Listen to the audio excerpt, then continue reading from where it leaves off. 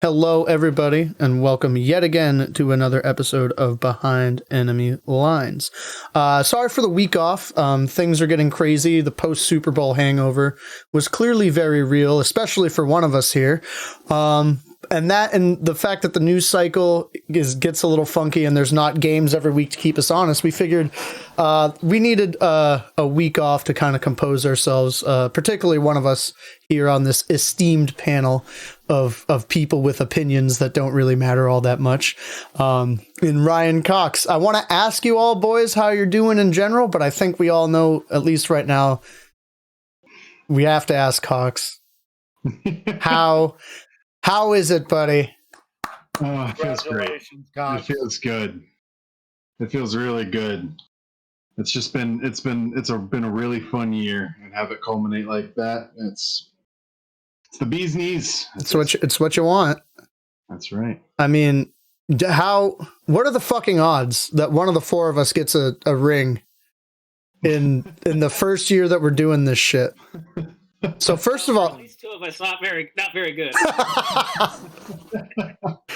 Even I. When Tom Brady's your quarterback, anything is possible. I mean, clearly, especially when he's 17 tequila sunrises deep. Apparently. At least if there's ever a contest whose quarterback is a douchebag, you will win every time. It might be close to some people out there, but I'm not trying to. That is true too. I'm not trying. It was the classic. This song's about me. It was. Oh my God! I just won a Super Bowl. Oh man, I want to act like you've been there, but we've never seen him like this, so I actually really appreciated that from him. I did too. I actually respected him more to see that he was actually human. Yeah, absolutely. But he does get drunk. From each and every one of us here, congratulations, Cox, and congrats to any other Bucks fans that happen to listen to this nonsense that we spew on a mostly weekly basis. Clap. But with that being said, obviously the Super Bowl, we would cover it, but a lot of it was really a non-game. So there's not a whole hell of a lot to say about it. So we're just gonna. I think we're just gonna gloss over that and go to the important parts of what happened in that Super Bowl, and that is our shot take predictions, boys. We each had 4 factors that we made a shot take on. 3 of us have to take 2 shots, but one of us has to take 3 shots. As a reminder, the shot takes were coin toss. Obviously, that's heads or tails. The outcome was heads, and myself and Ryan got that correct.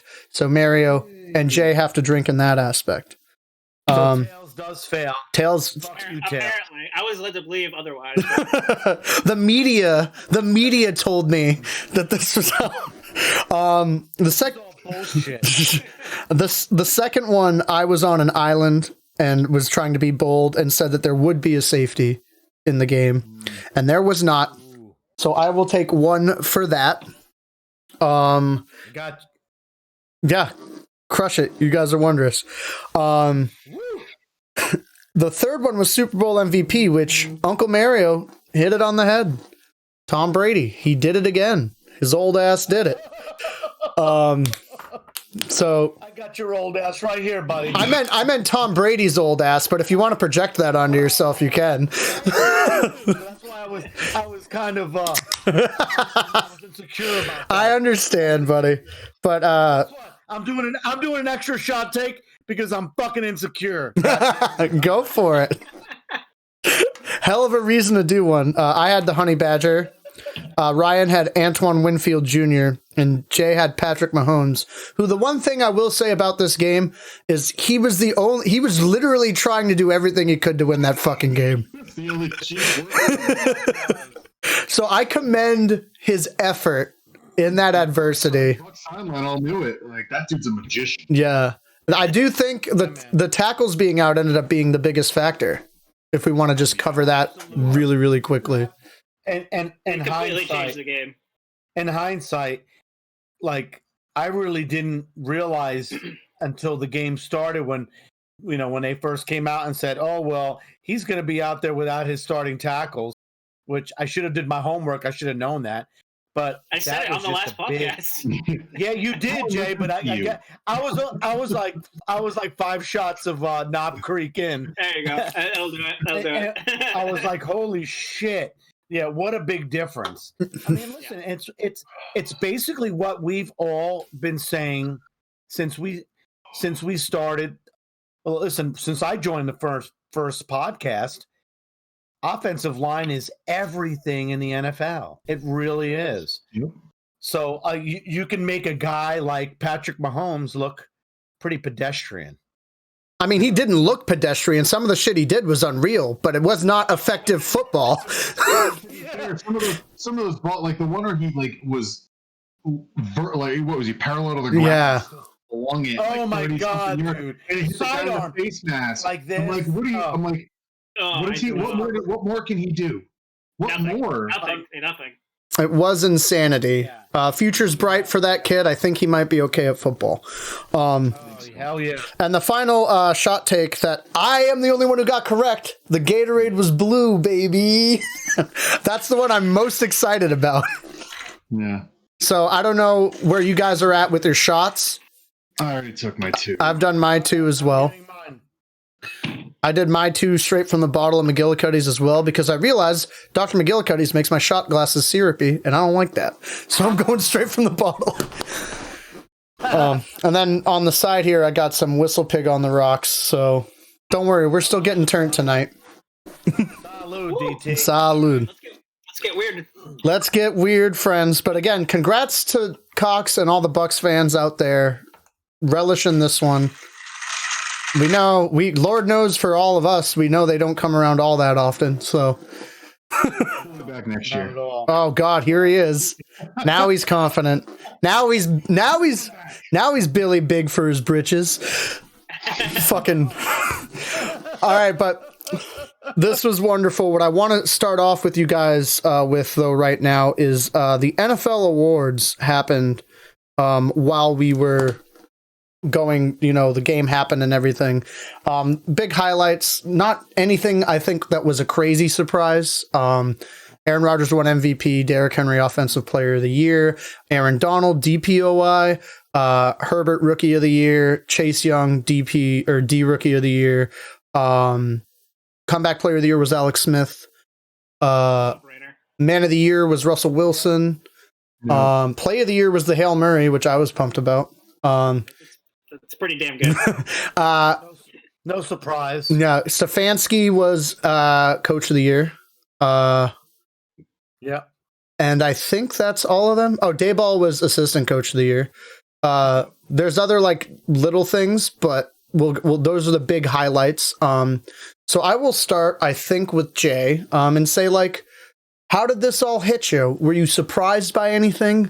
Do you want to talk about how somebody absolutely deserved one of these or whatever? What's your take on the awards and how do you think they did this year?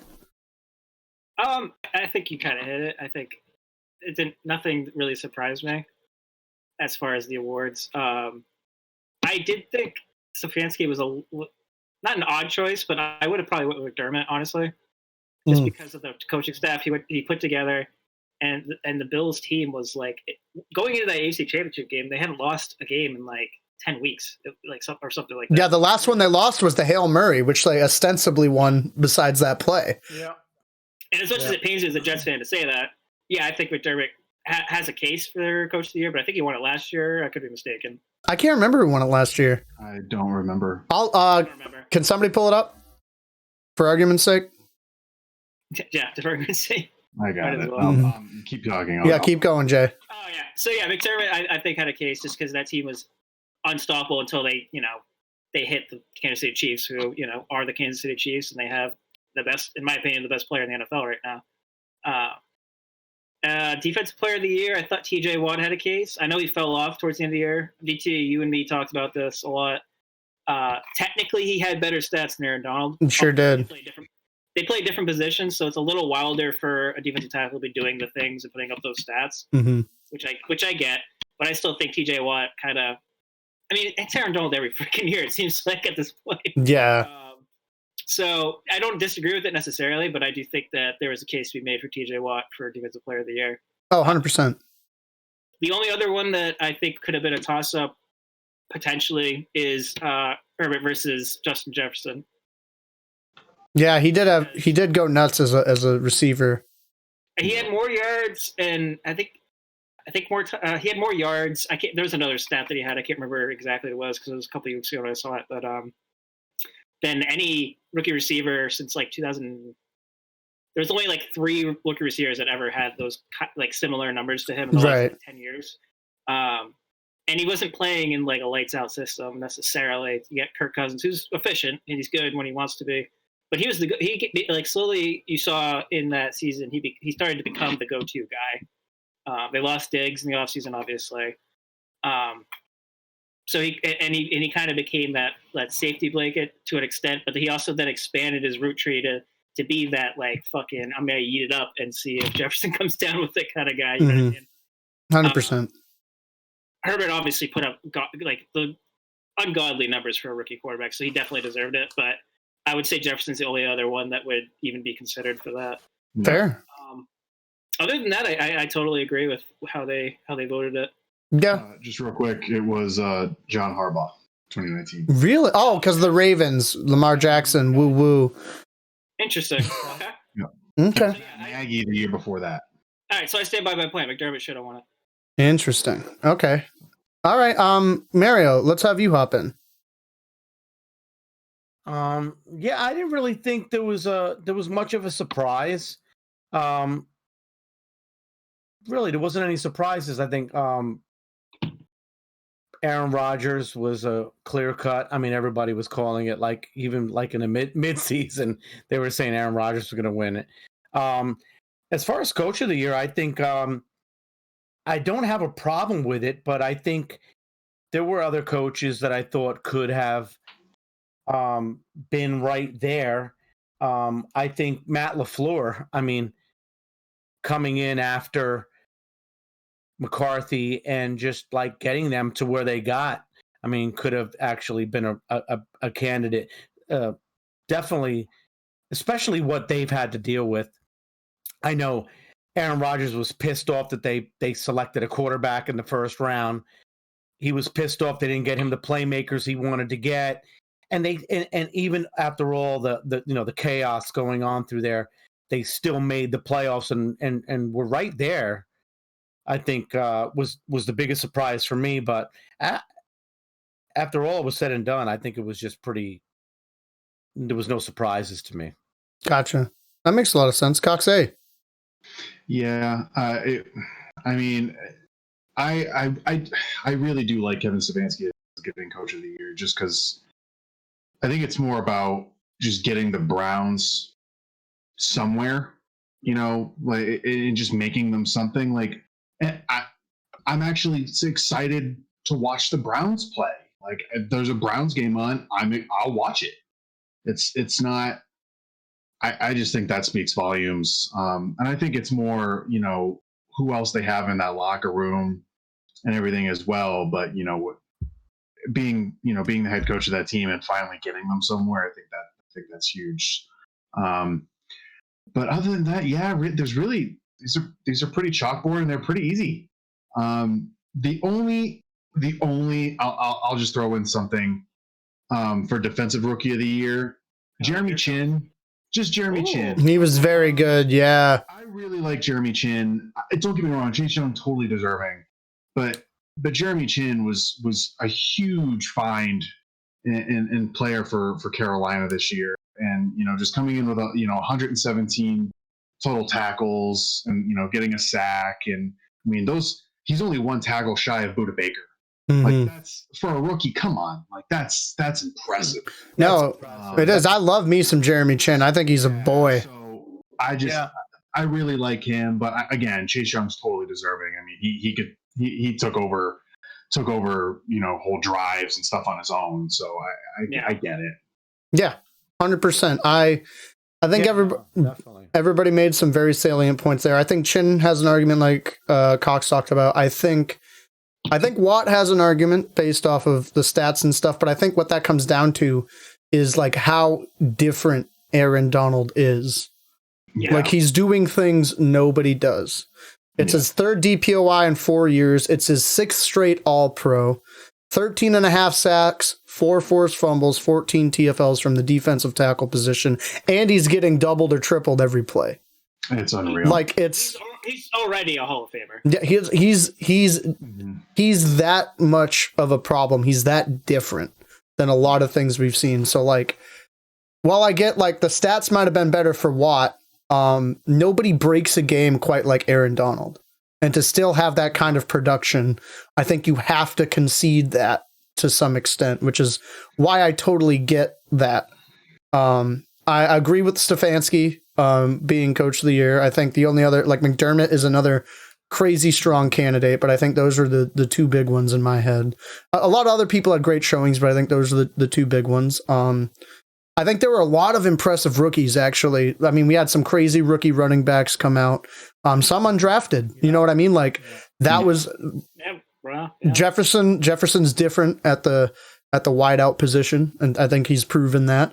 But just the way that Herbert was like legitimately a top 10 NFL QB as a rookie, like you have to hand it to him. 67% of his throws were completions.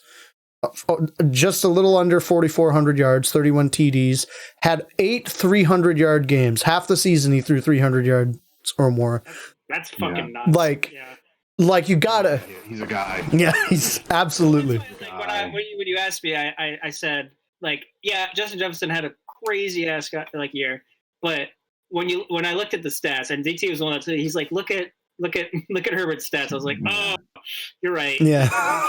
Let's not forget too, like the way he came into starting. That, he got Tyrod Taylor got Brutus to his Julius Caesar. It's like, okay, I'll do it. I'm slinging it for 300 yards.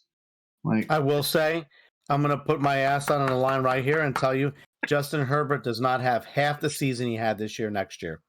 Okay.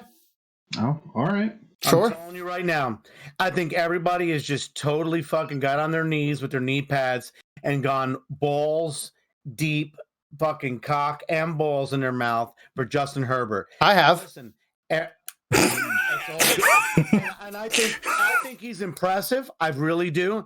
But there's been other quarterbacks that have just been impressive in their first year, and in that second year, can he do it in the second year? That's fair. Sophomore slumps are common as well, though. Yeah. And it's so true. I mean, look at Daniel Jones, my own quarterback. Fucking 24 touchdowns. Always comes back to Daniel Jones for you. Yeah. 24 touchdowns, 10 interceptions. The guy had a fucking amazing first year, but it was the fumble rate that made everybody turn their head to him and say, oh, well, he's got a big issue. But really, I looked at both Herbert's and Jones's first year stats. They're really not that different. Are they not? Except for the fumble rate and the sacks. Herbert started less games, though. Yeah, Herbert started a few. Well, Daniel Jones hasn't had really 2 full years. But what I'm saying is, I'm talking about as far as the touchdown and the percentage goes. Mm-hmm. Herbert has great, but Herbert had a better team. So listen, I'm not trying to make a debate. That is fair. I'm just saying, I just want to see that step 2. I want to see that year 2. Mm-hmm. Everyone is like, listen, I've heard pundits all like, oh, Justin Herbert. Let's see how he does. Calm down. Let him win some fucking games. Let him get to a playoff game. Let's see how he does. So I just want to pump the brakes on that. That's all I want to say. But as far as real quick about the about Coach of the Year, I love what you were saying about McDermott and Stefanski. Yes, but I will say, take it with a grain of salt. When you have a team that has had the first round pick in the past 6 years in a row, and you just come in there, okay, you got all these first round picks. That's what I'm saying. Take a team like Green Bay and LaFleur, where they haven't had they were depleted. That secondary was shit. And then all of a sudden he comes in and they're right back into the playoffs. I just think, and also like McDermott, I think they did a better job with what they had than what Stefanski came in with first round picks galore and got it. So that's all I'm saying. Fair. Yeah, well, mostly coach of the year is pretty much always going to go to a team that like vastly improves their record over the previous year, whether they're still there as a coach or a brand new hire. I think the new hires do get a little bit of extra sex appeal. So yeah, I mean, to that point, DT, and I don't mean to cut you off, but Mike McCagnon won Executive of the Year his first year as the New York Jets GM, and he literally destroyed this franchise. So take all these awards with a grain of salt. Yeah, I was pumped, and now I'm not. Yeah, the only other final thing. Yeah, sorry, bud. I was going to say the only other final thing I want to say about the NFL awards before we move on is that I still think there is a legitimate case that Derrick Henry should have been the MVP of the league. Like, yes, Rodgers had a great season. He led the NFL in touchdown passes and completion percentage, and I understand that it's a QB-driven league, but only 5 running backs ever have rushed for more yards than Derrick Henry did this season. That's a transcendent performance in a season. Rodgers' season, great. Is it going to be transcendent when it comes to the history of the game? Highly unlikely. So I think that would be the factor that I would say to maybe give Derrick Henry the nod. And I know I'm biased. I'm not saying Rodgers shouldn't have won it. No. I'm just saying I think there was a stronger case to be made for Derrick Henry than there was. Yeah, I think you're 100% right. I agree with you 100%. You know, Aaron Rodgers he's always going to be tied to that, you know, prestige. You know what I mean? But Derrick Henry, like, he's a once in a lifetime kind of guy. You don't see a guy that size run that fast, get that many yards. But for some reason, running backs get overlooked. You're right. It's a quarterback driven league. But listen, you have a strong case for Derrick Henry all day, every day. Yeah. It's also just a quarterback. That's what. Of course. Nowadays, it used to not be that way. No, I agree with you. I'm not saying it's right, but that's what it is. The MVP is pretty much who's the best quarterback, and then the offensive player of the year is who's the non-quarterback that was the best. Yeah. That's what it is. You're absolutely right. Well, that's exactly what it is. Of course. Yeah. And that just goes because everyone agrees that the most important position on the field is the quarterback. Also, yeah, go ahead. I just thought of this real quick. Russell Wilson, obviously a great choice for man of the year. I think it should have been that KC lineman. I do too. I agree. like come the fuck on. Duvernay Tardif, the guy who he opted out of the season to be a frontline physician for the COVID-19 pandemic. Up in Canada, wow. So he was a PhD just playing. He's a doctor. But he was their starting left or right tackle. Left guard, I think. Right tackle. I thought it was left guard. He's a guard. I thought it was a right tackle. Anyway, so he was a starting offensive lineman, a good starting offensive lineman for the Chiefs, and he opted out of the season to go back to Canada, where he's from, and work the front lines, helping people with COVID. We talked about this the other week on the podcast too, and Mario forgot. I think you guys are crazy. I mean, Russell Wilson had to fucking take care of Sierra. She was pregnant with his child. I mean, yeah, she couldn't 1-2 step with that baby bump. Get your shit together, boy. Come on. Oh my god. So that would be the only other That's a good fucking pull. Thank you. I just it's again soapboxy. I guess he wasn't in the league this year, but like, who better exemplifies that award? Yeah, like 100%. Like 1,000%, yeah. So that'd be the other. And just to go back to last week or last time we had our podcast, DT. Thanks for bringing up that I did forget a bunch of shit. I was drunk.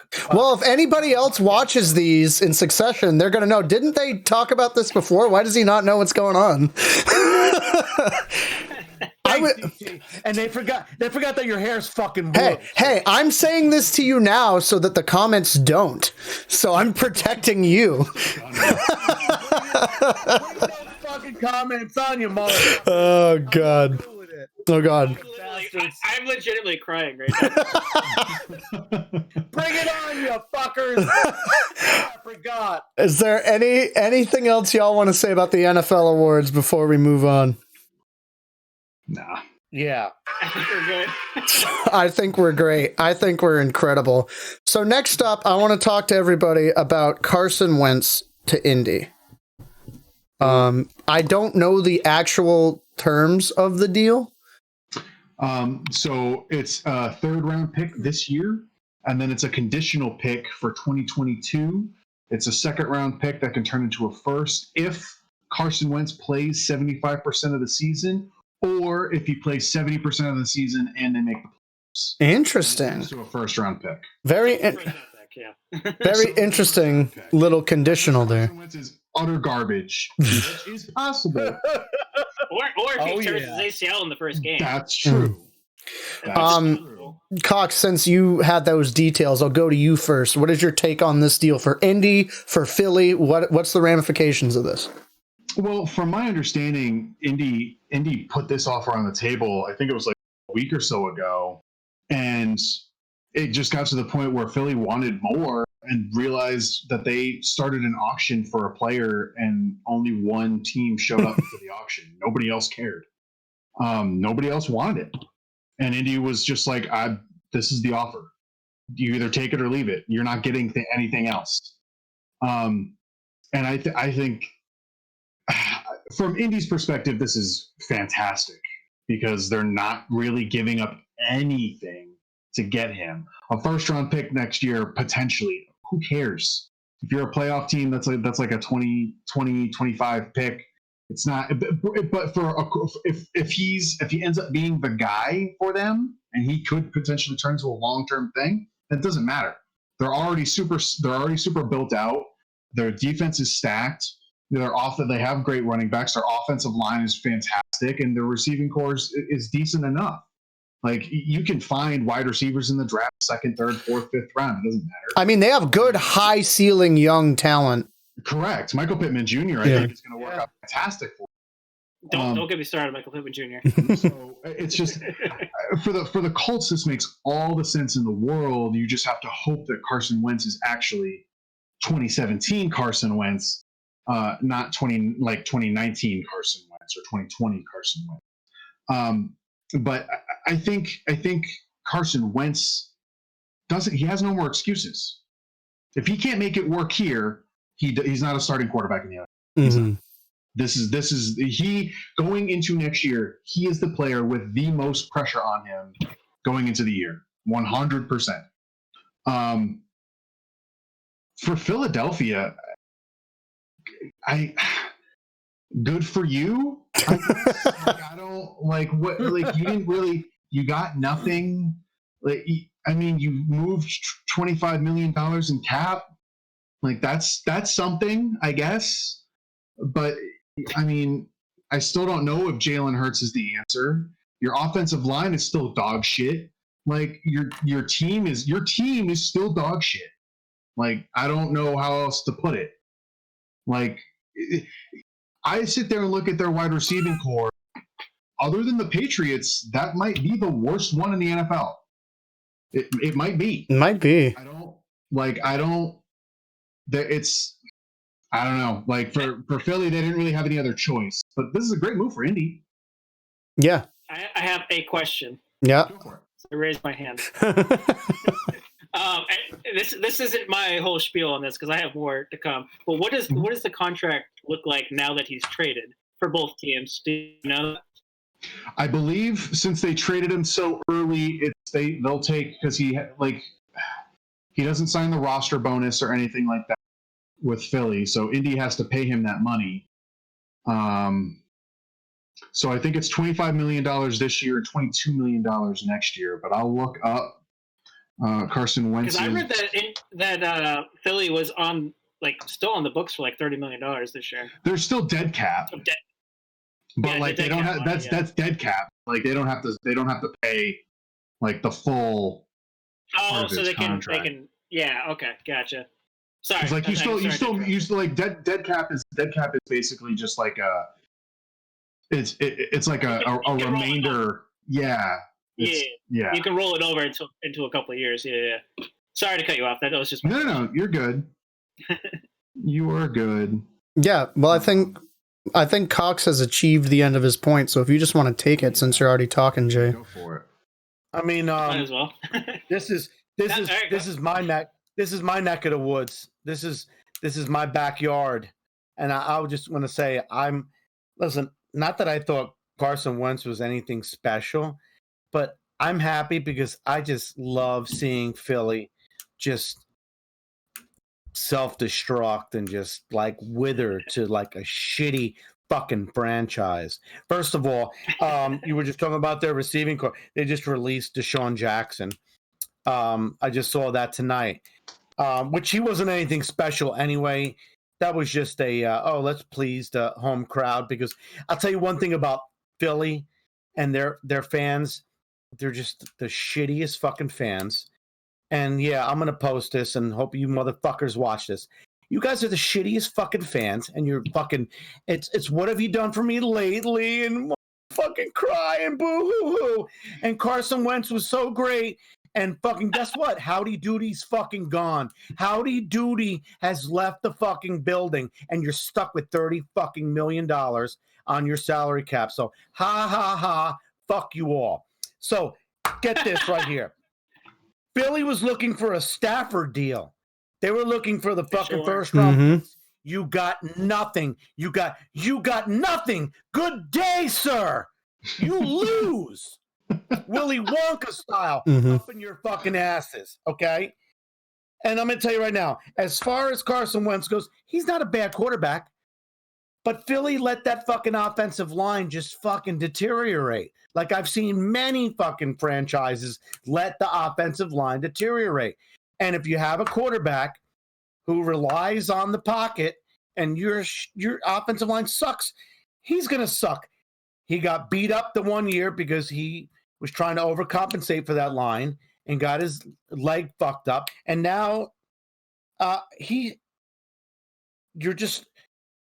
you're stuck with what you get. Jalen Hurts is not, he's not the answer. He's not that great of a quarterback.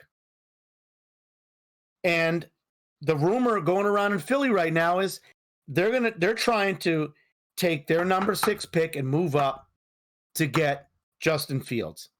That's the rumor going around in Philly. So I know you and I and everybody here can say, oh, well, that's bullshit. That's ridiculous. And it's probably ridiculous. But that's the Philly mentality.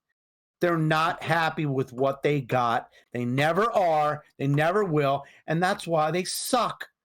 Next. Go ahead, Jay. So I'm going to cross Eagles jersey off your Christmas list because I realize now that's an error. Because I'm actually doing a project this year where I'm going to clean the underside of my fuckers and then do a coat. And I need a rag. I need a fucking rag. Okay. Wow. So it's going to be hard to read between the subtext there, but I think our viewers will get what's going on there. Jay, I will gladly let you have this now.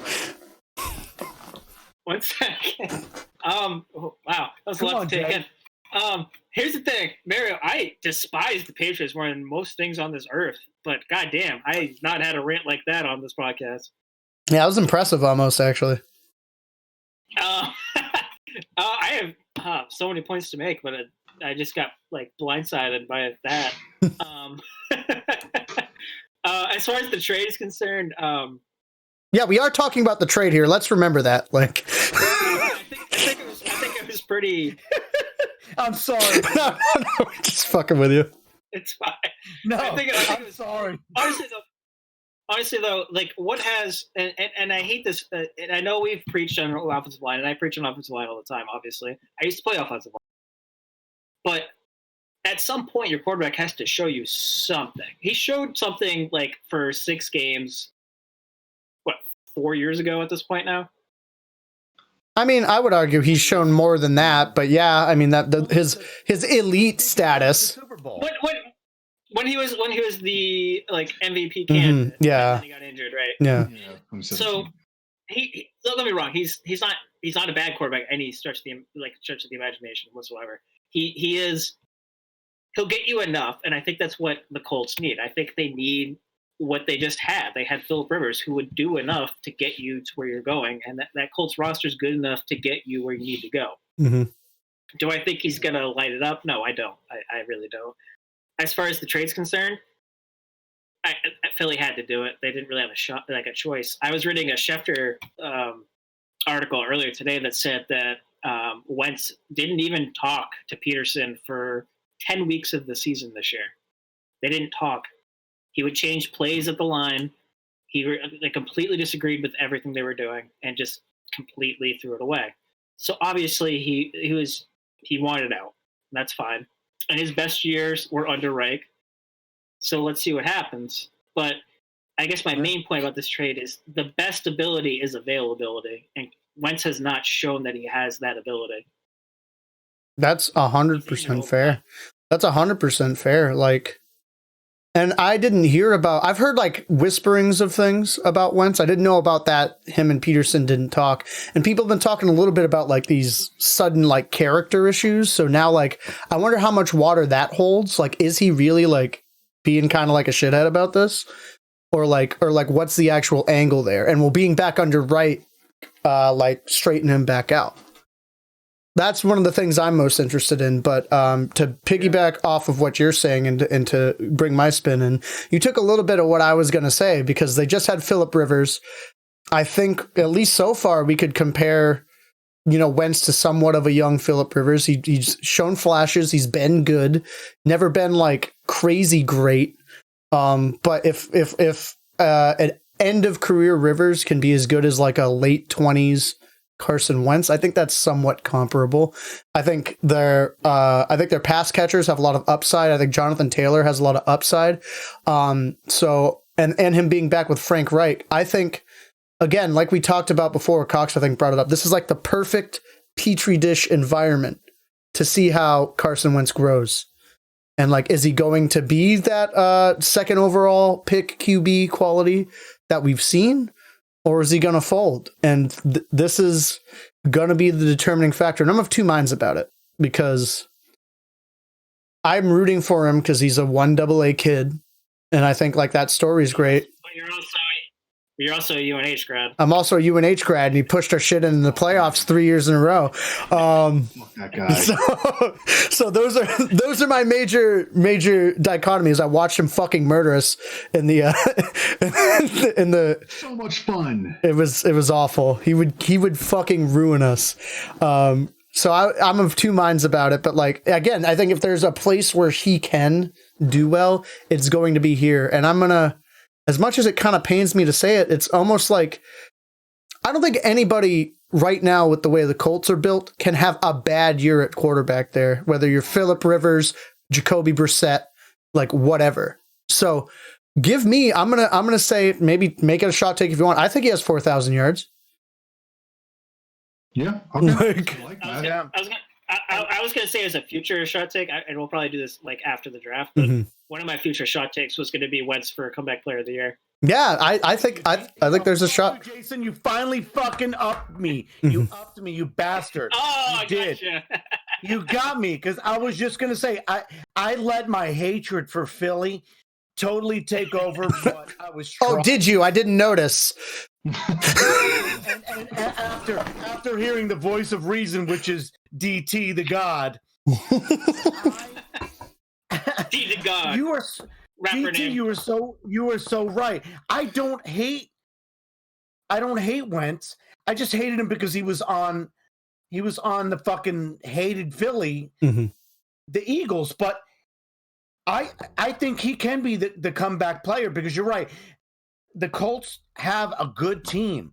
They have a good offensive line. They have good offensive playmakers. This kid, if he's healthy, Jason, you stole my fucking. Yeah, I was gonna say it too. Honestly, he really could be a comeback player of the year. And listen, I wish him luck. Whoa, this is a complete 180 from 10 minutes ago. Jesus. I wish Top 10 anime redemptions. he's on the Colts, but fuck you, Philly. You got to eat his $30 million. Stick it up your ass. Yeah. So real quick, I pulled up contracts and everything. Thank you, Cox. Complete no sell of that fucking tirade. I love it. Cox hit us with it. So Philly is still on for $33.8 million cap for this year. Take the fifth. Oh my god. 16.3% of their cap. Just him. That is tough. Take the fifth. So they're going to be in a bad spot for a couple of years. Well, it's only for this year. Yeah, but I mean, it's just 1 year that they have to pay it. Well, there was sorry. No, go ahead. No, what were you gonna say? No, I was listening to the local sports station. They usually have beat writers from just like random teams throughout the offseason just to like get a feel for what's going on. There was one guy from I think it was like the Scranton Times or something, like somewhere in the Philly area, and he was. From what I read, he's usually like a pretty like rah guy for the Eagles, and based on what he was saying in the interview was he's like, look, what's going to have to happen is they're going to have to blow it up. It's going to have to be a rebuild. They don't really have a choice here, unless they absolutely knock it out of the park in the first, second round. Like there's just no like. Do you think Jalen Hurts could be the guy? Maybe, but with those weapons, probably not. And they also with the cap situation, you're going to have to cut key players. So as far as Philly is concerned, I think they're vying for the first pick next year. Really, I don't think anybody's going to beat Detroit for the first pick, but yeah, everybody knows how I fucking feel about Detroit, so I'm not going to get into it. I mean, I just look at. No, go ahead, Jason. Just to make you feel a little better, Philly has not been the same since they let Douglas go. They haven't. It's all fall on Howie's shoulders, and everybody in Philly. I live in this town. They hate him. Douglas was the guy pulling the fucking strings. He was the guy who knows the talent. So I'm just telling you a little bit from what I see in this area. You got the guy who knows the talent. They're stuck with Howie. I sure hope so. Jason, I'm telling you right now. The word around town here is Howie is a fucking piece of shit. They want him out of town, and Douglas was the man. I'm telling you right now, dude. Real quick, I wanna go through. I want to get like a yes or no on these players that are on their salary cap for this year, and whether or not you would continue paying them this money or start to blow this up. All right, let's fucking go. I like this. Bring it on. Fletcher Cox, his cap hit this year is $23.88 million. What's the age? Get the age too, yeah. Fletcher Cox is like 31 or something. Yeah, he's like gotta be 30 something. Yeah, but he's been their best player. He's 30. I keep Fletcher Cox. I keep Fletcher Cox. Brendan Graham, defensive end, $17.928 million. Cut. Yeah. He's 30. He's going to be 33. Yeah, I'll get rid of Brendan Graham. Lane Johnson, $17.848 million. He's a good lineman. I don't know if he's 17 million good. He's going to be 31 to start. I'd keep him. I'd say keep. Yeah, I agree with you. If you think about what they have right now on offense, you have to keep them. You have to keep somebody. Well, you also have to give the kid that you think might be your starting quarterback a chance to actually throw the gun. Lane Johnson and Jason Kelsey are like the only two good O linemen left on that fucking team. Yeah. Thank you. Yes. Darius Slade. Darius Slade is $15.75 million, and his cap hit his base keeps going up the next 2 years. He makes $12 million base this year. Next year he makes $16 million, and then $17 million the year after that. He's 30. So you mean big play? Big play Slay. Big play Slay. He's going to be 30. He's going to be 31 to start the year. 10 years ago, from like 4 years ago. All right. I'm saying big play Slay from 10 years ago because I fucking hate the Philly. So yes, fucking cut his pussy ass. No, I'd trade him. Somebody will take him. So like, there's Someone would tell Yeah, you. I wouldn't cut him, but I'd try to get something for him. Yes, they're gonna get something for him, of course. Here's the thing with. Go ahead. I'm sorry, cut you off. Oh no, go ahead. No, go. No, I think for most of these guys, they got to trade to get draft capital and try to build. Is what it's really what it's going to have to come down to. But these contracts, these are big time contracts. Yeah, they are. Javon Hargrave, he's 28.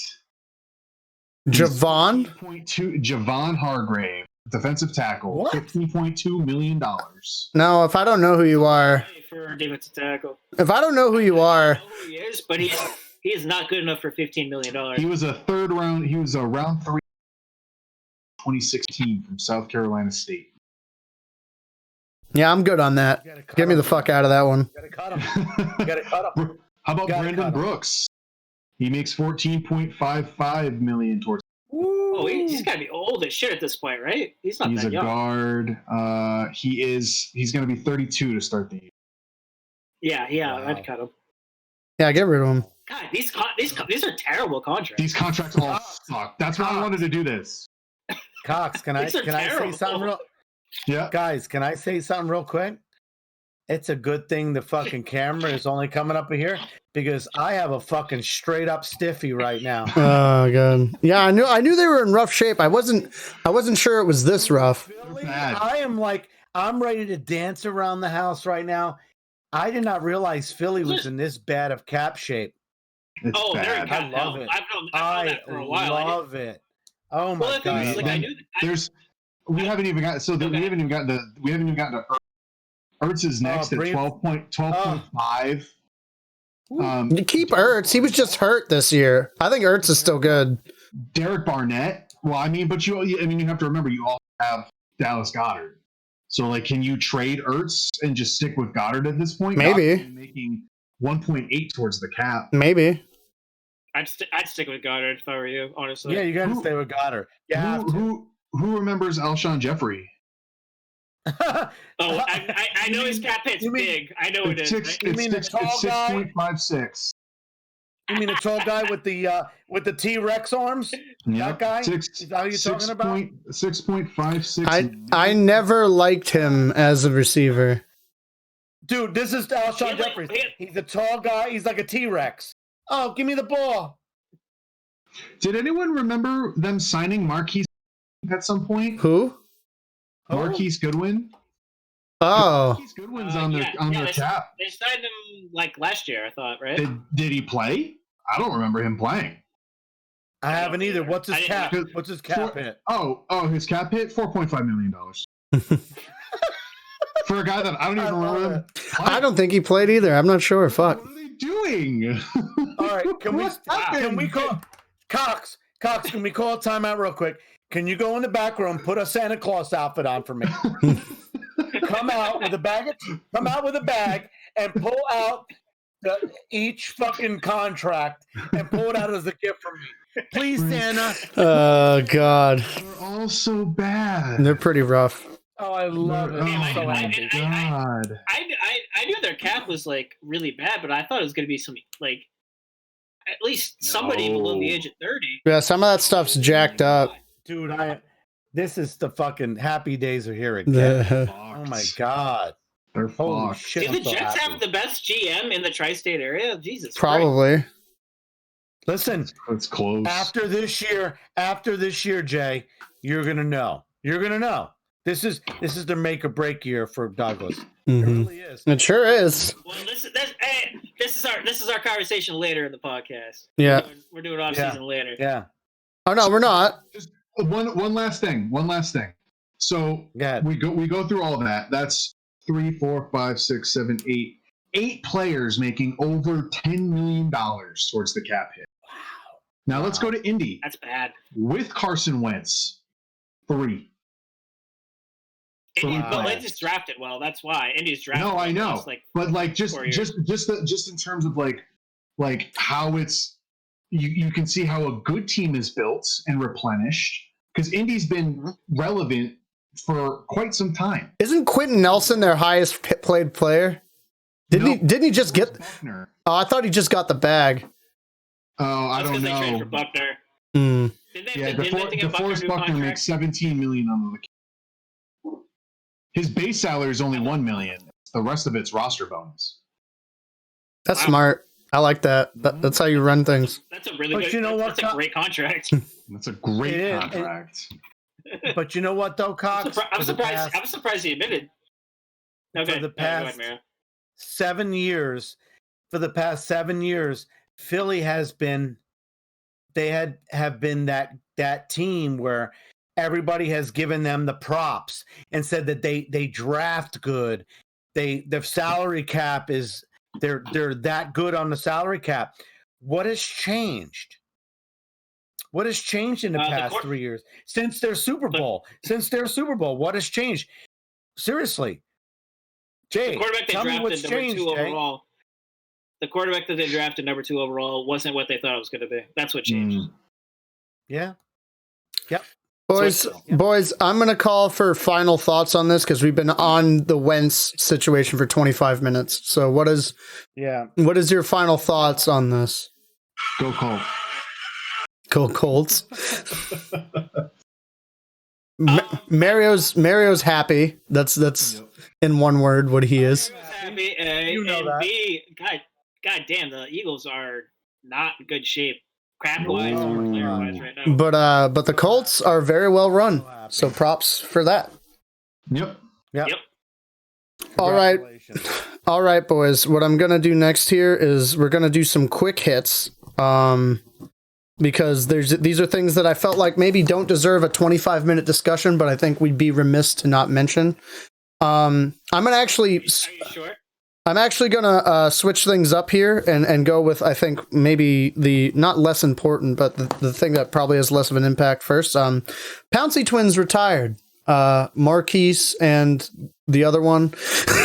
I feel so bad I can't remember his name. Was it Mark? Mike. It's Marquise and Mike. It is Mike. Mike? Yeah. They retired. What's the other one? Marquise. Marquise. Yeah. Marquise was the center for the Pittsburgh Steelers, whose last highlight play was yeeting that snap over Roethlisberger's head in that playoff game. But other than that, he was a stalwart. Mike Pouncey is also a dude. Announced their retirement together. I just wanted to quickly, I wish them the best. I think they were stalwarts at their position for, the past decade or so, and I thought it was important to bring up. I don't know if you guys have any thoughts or takes on the Pouncey twins and them leaving the game before we move on, but I felt we'd be remiss if we didn't talk about it a little bit. So what do y'all think? I'll go to our O-line nerd, Jay, for this one. As far as they were both phenomenal in their own right. It's like that's not really a question at this point. Marquise was probably, in my opinion, the better one. Mm-hmm. They both had their issues. Was it Mike? They both went to Florida, right? University of Florida. I know Marquise did. I don't know about Mike. I don't know about Mike. I think they both played under Urban, if I'm not mistaken. Maybe. Let me give it a quick goog. Somebody goog it. Mike did. Okay. Oh, it's Mike? Marquise did. Mike did not. Yeah. I could be wrong, but whatever. They're both phenomenal. Marquise was, oh my god, dude! I remember there was a shot that Marquise was going to hit free agency when he was on the Steelers, and I was like, please, we need a fucking center. It was a couple years ago after Nick Mangold retired. Mm-hmm. I mean, they're both. I mean, all the other bullshit aside, because I know for sure Marquise had his issues in college. He was on that infamous Gators team that had. Oh yeah. Not so great people on it. Mm-hmm. And he did some not so great things in his career, but god damn, could that guy block? And he was a good leader. They're both good leaders. And I think what gets lost in a lot of all the offensive line, like everyone loves the left tackle position, but center really runs the show when it comes to offensive line. So I mean, I'm not going to get too into it, but yeah, both good players, and it was kind of cool that they retired together as twins. As a former undefeated JV center, I agree with you completely. Coxey, what are your thoughts? Yeah, I mean, hey, great careers to the two of them. They were good. I really don't have much to say. That's totally fine. It's good for them. Unc, you got anything on this? Yeah, the Pouncey twins were the greatest strippers I ever met in Vegas. Oh my God. I just want to say thank you for the memories. I love you girls. Take care. Salud. Jesus Christ. And these were men that played in the NFL. Yeah. Well, with the way... The NFL? Yeah. I think we're talking about the Pouncey twins from Vegas. No. Yeah, you remember them. No, I do not. My bad. See, it's hard to... I drank too many of these. It's hard to... God damn it. It's hard to... I remember the Pouncey twins. It's hard to figure it out with you because you clearly have a track record of forgetting things, so... Listen. I'm listening. God damn you. I love that fucking Blue Harriers. Next time I see you, I'm going to put these fucking hands right through those fucking hands. I can't believe it. Blue hair. That's what I want. That blue, and it's going to go like this. Oh, God. Whatever it takes, man. I don't mind. I absolutely don't mind. I love you dearly. The thing is, I'll say about this is I think they were great players for their decade, especially at the offensive line position. I think there's an outside shot. Marquise makes the Hall, but I do too. He was a championship winning center. Things like that. Obviously, that's 5 years down the road. I don't think Mike will ever make it, but he was also a stalwart all decade at his position. Maybe. Marquise, I feel like it's without a doubt that he is, and I think he has an outside shot to make the Hall, but I feel like it was a major thing that they left the game, and I wanted to bring it up just real quick. That's why it's in the quick hit section. So if nobody else has anything to say, the final thing in our quick hit section that I feel like we'd be very remiss. One more thing. It's also a major hit to both those teams. Oh, 100%. It is. That they lost, because when the Jets lost Mangold, and I don't want to relate everything to the Jets, but when we lost Mangold, it destroyed our offensive line. Just absolutely destroyed it. When you lose your longtime center, who's the quarterback of the offensive line, it changes everything. It really does. That's okay. When Mangold left, you got the widow Yazinchuk over there. You haven't been the same. You haven't been the same since. You haven't been the same since, Jay. I've been sitting on the widow's walk at the lake, just waiting for Mangold to come. Maybe he'll come back. The widow Yazinchuk. Oh my God. Y'all are weird. But the other thing I feel like we'd be remiss to not talk about is obviously in our couple weeks that we've been away, Marty Schottenheimer unfortunately passed after we had recently actually talked about him here in the podcast. Innovated the way offense is played in the NFL, I feel like is not a stretch to say. Great head coach, great offensive mind. Our thoughts and prayers are with him and his family. Obviously, it's a very difficult thing to go through. And again, I just felt like we'd be remiss to not discuss and acknowledge his passing and his impact on the game.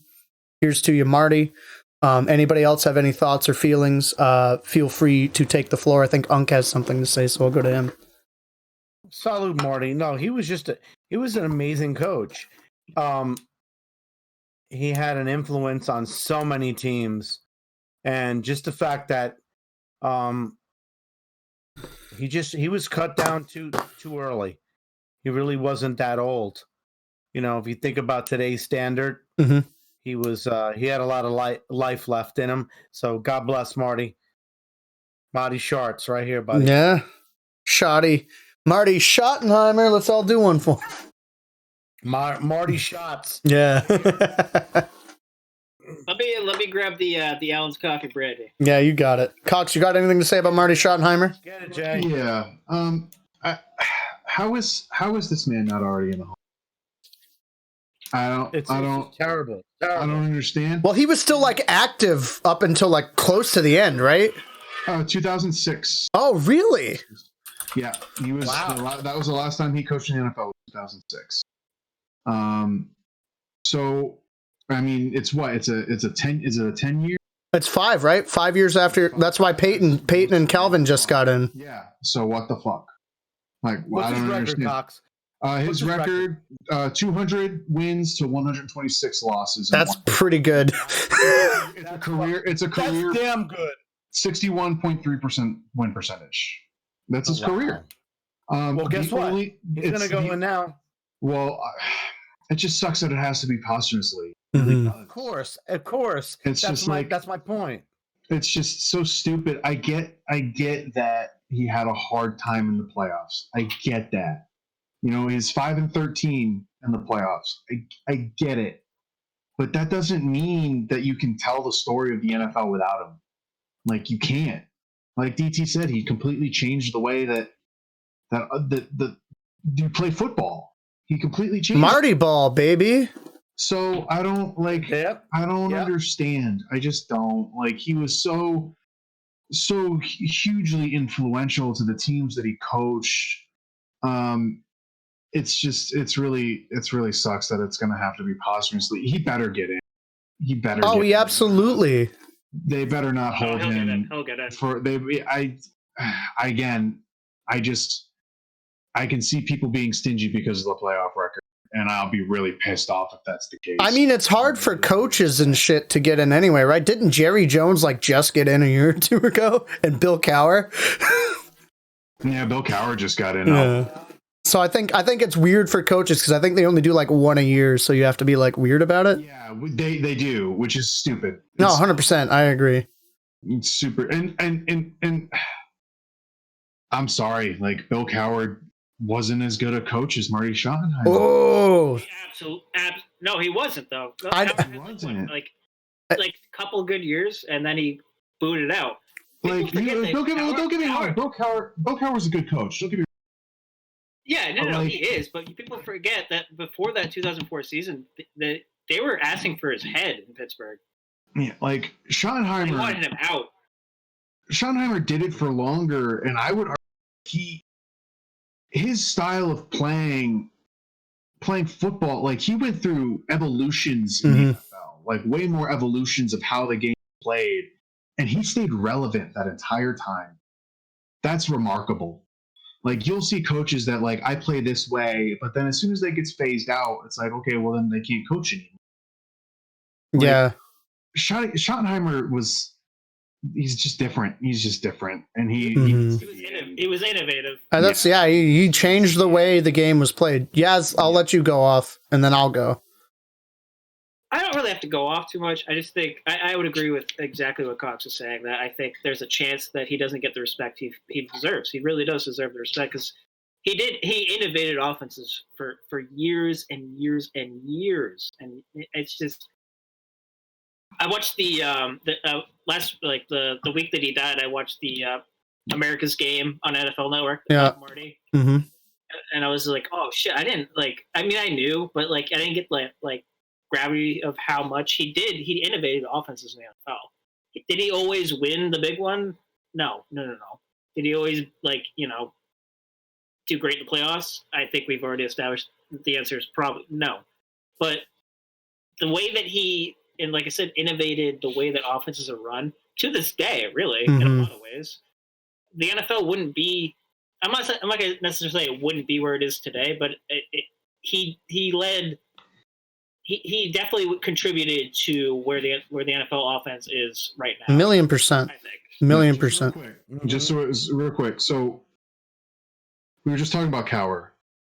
Cowher comes from Schottenheimer's tree. Yep. I was hoping somebody. There's so many coaches. Arians, so many Dungy, coaches. McCarthy, all those guys won Super Bowl.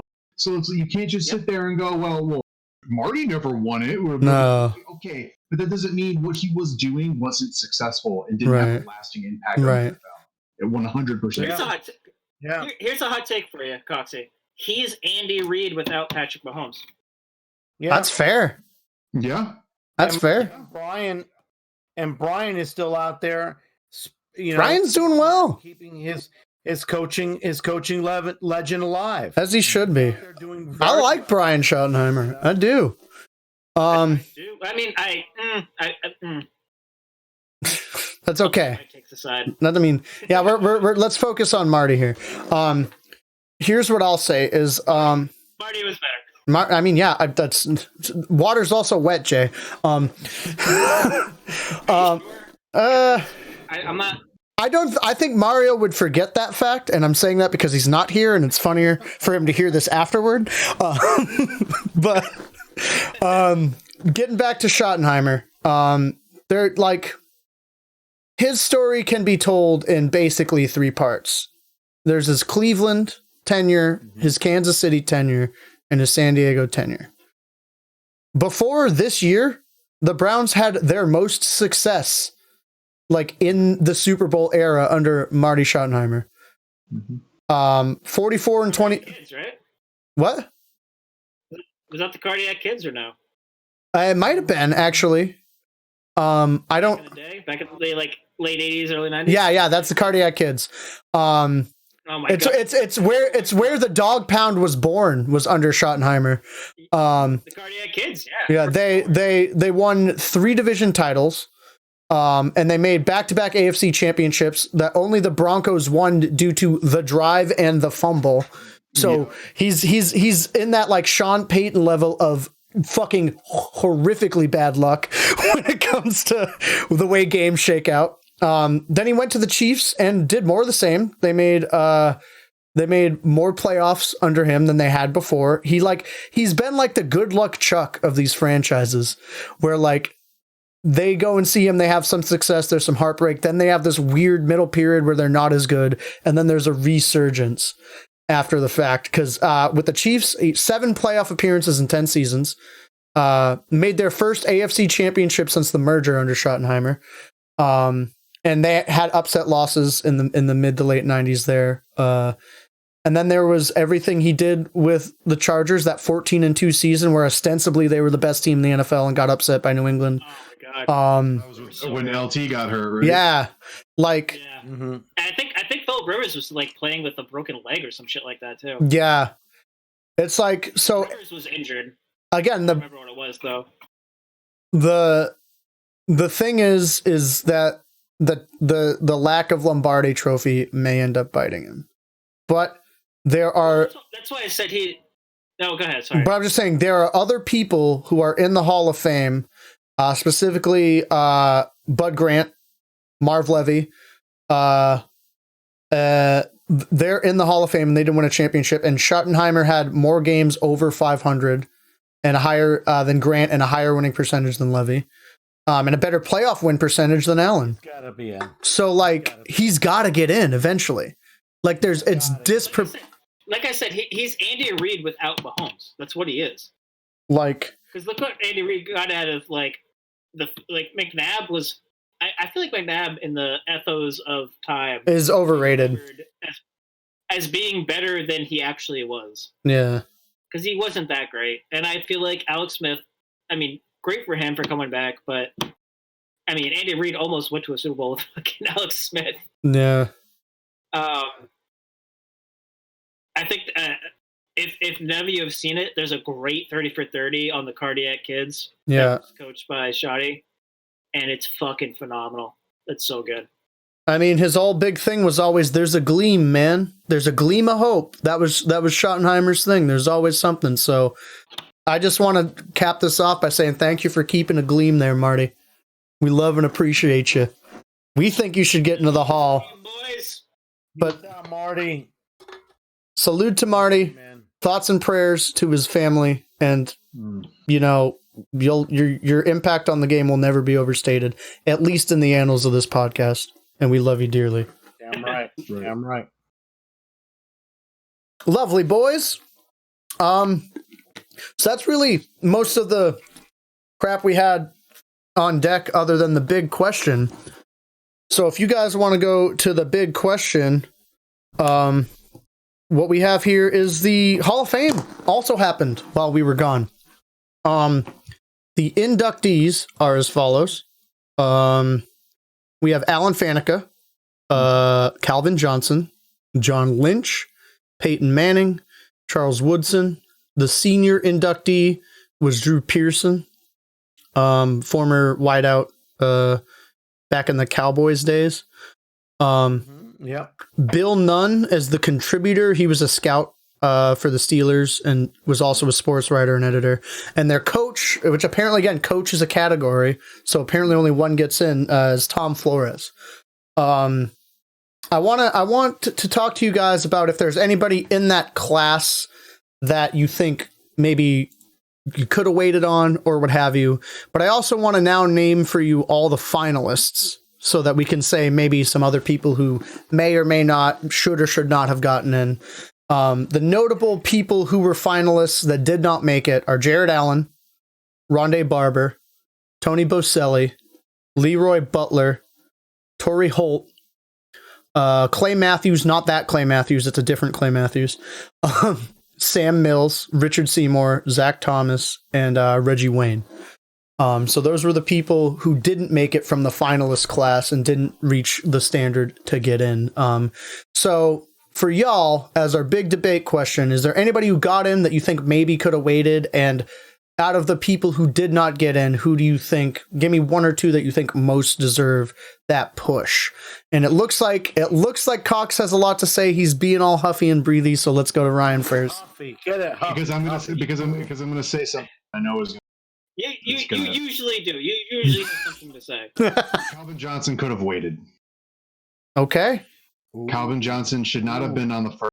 Not have gotten in on the first ballot. He did not play long enough to be a first. I understand the stats that he put up in those 8 years. I get it, but it's 8 years. Mm-hmm. I'm sorry, that is not long enough.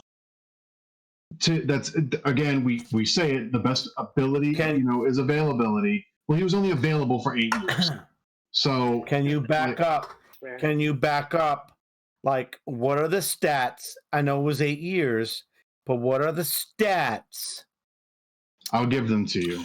I would prefer he finish making his point before we get into this, but yeah. I just don't. He's a Hall of Famer. He 100% is a Hall of Famer. Yeah, but he's not a first year. He's not a first ballot. It just, I feel like first ballot should have an extra bit of gravitas to people who played it for an extra long period of time at a really elite level. And he was super elite for those 8 years, but it's just it's just 8 years, and they never won anything with. I get it, it's a team sport, but at the end of the day, you do get judged on what you win, and he didn't win shit. I get the Lions still sucked ass, but he didn't win shit. Listen, I totally disagree with you. Can we go? Dan Marino didn't win shit either. Is he a Hall of Famer or not? He also set all of the passing records in the league. All of them. Your stats either have to be ungodly, or that's you have why to, I asked what his stats were. Or you have to. He 731 receptions, 11,619 yards. That was. It's great. 3 touchdowns. It's great. It's great. Don't get me wrong. It's great. Yeah. But for only 8 years of service. See, the thing is, for me, Cox, is I'm with you. I'm with you. He should not have gone in first ballot.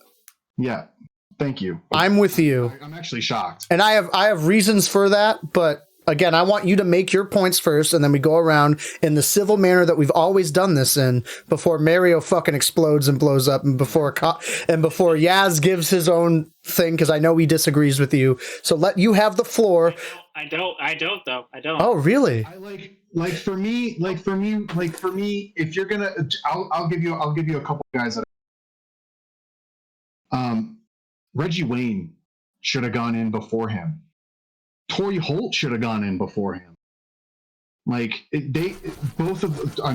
Wayne, Torrey Holt at least gave 10 years. Did I just watch The Exorcist over there? What the hell is going on? I was firm agreeing non-verbally, but now you drew attention to it. Reggie Wayne gave. It's like you're having an aneurysm. 13 years, over 1,000 receptions, 14,000 yards. That's over 13 years. Dude played.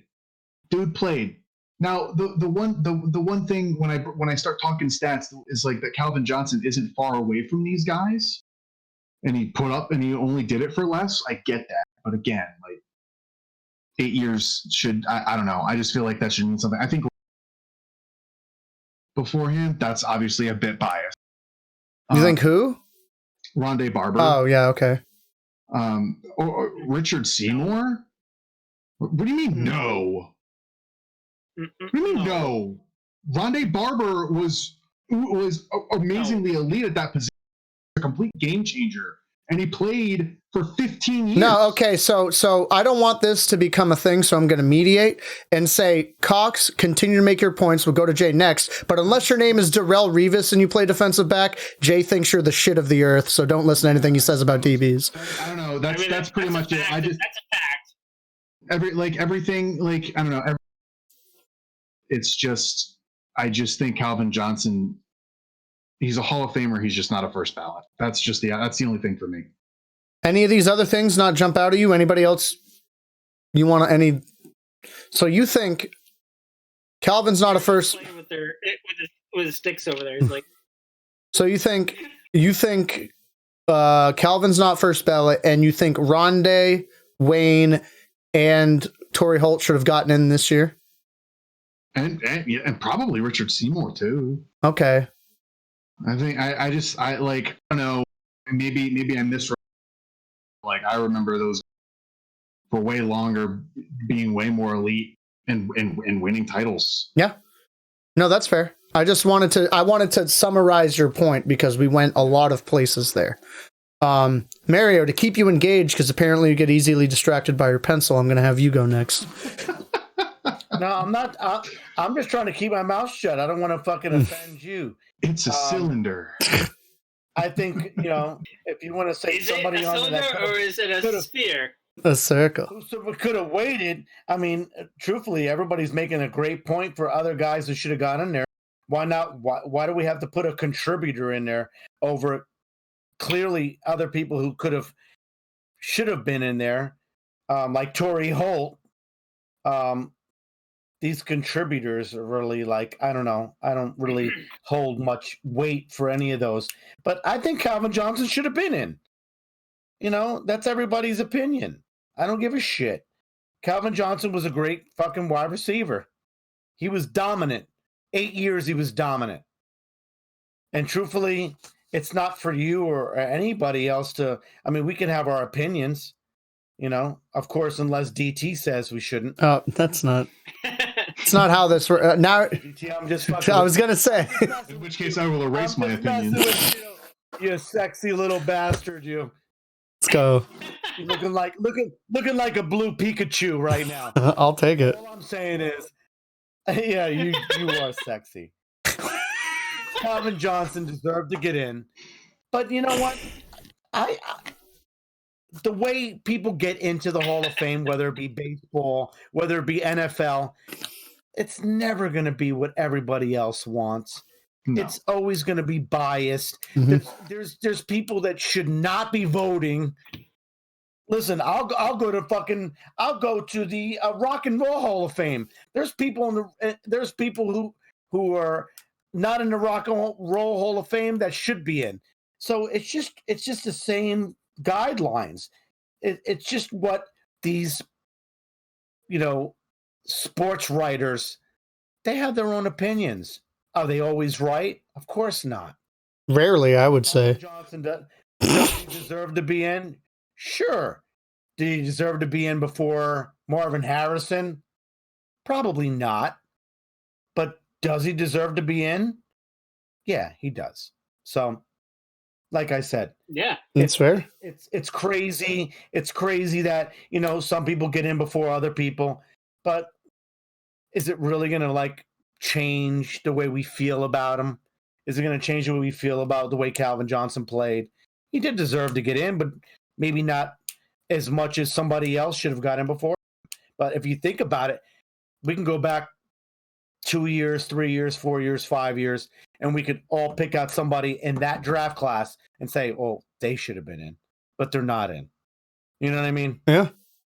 That's all I have to say about it. Know what you mean. Sure. For sure. Jay, hit us with it. Yeah, I think Mario makes some really good points there. First of all, these sports writers, these are let's never take away the fact that these sports writers they're not necessarily experts on football. They're just writers that have opinions on things. They're not necessarily experts. They're not GMs. They're not scouts. They're writers, right? I mean, we all know our local writers for our respective teams have some really stupid fucking opinions about things. Sure do. So it doesn't necessarily mean they're experts on the opinion, because they're not. They really aren't. As far as Calvin Johnson, for me, I know the stats, or this way or that way. He passes the eye test for me, and this is probably my nostalgia kicking in. But like, I remember watching him making catches I've never seen in my entire life, even when I was like 8 years old. Never seen a receiver make the catches he made, make the plays he made, in the situation he was in.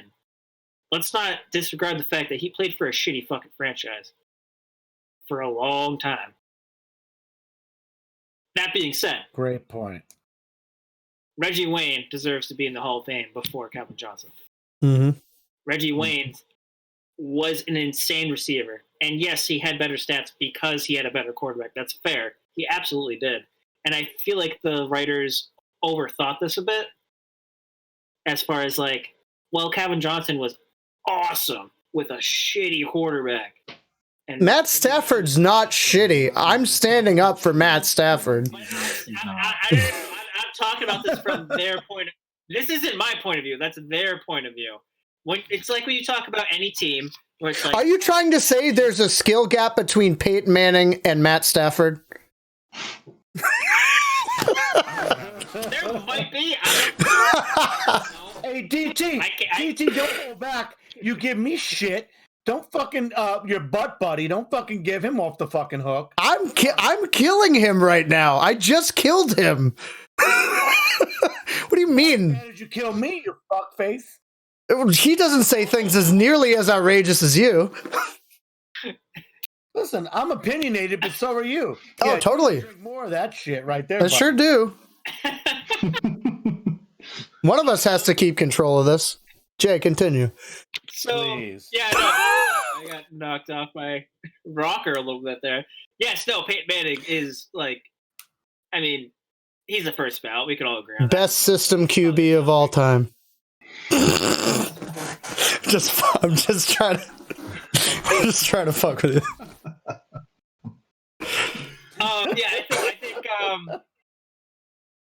But like, to play devil's advocate, I think Calvin Johnson making a first ballot is it's because of who he played for and where he played, and like just how it shook out for him in his career. Really, that's really what I think.